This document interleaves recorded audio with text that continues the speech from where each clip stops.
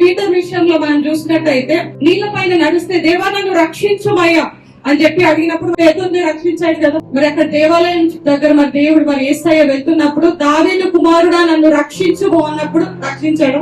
లేదు అని ఇగ్నోర్ చేసి వెళ్ళిపోయారు. యేసయ్య రక్షించాడు కదా. ఆగి మరి అక్కడ ఆయనని స్వస్థపరిచినట్టుగా మనము బైబిల్ గ్రంథంలో చూస్తున్నాం. ఈ రోజు మన పరిస్థితి ఎలాంటిదైనా దేవుడు మన మొరను ఆలకిస్తారు. అది ఎలాంటిదైనా, ఎంత చిన్నదైనా, ఎంత పెద్దదైనా, మరి ఎంత మనం అనుకోవచ్చు మనకి ఈ సమస్య నుంచి మనం ఎవరు బయటికి తీసుకురాలేరు. మనం ఎంతో మంది దగ్గరికి వెళ్ళి ఏడ్చుండొచ్చు, మరి ఎంతో మంది మనల్ని అవమానపరచుండొచ్చు, ఎన్నో మరి మాటలు ఉండొచ్చు మన వెనకాల.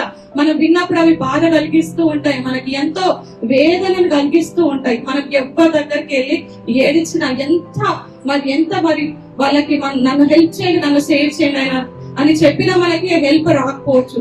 But the help comes from the Lord. Hallelujah.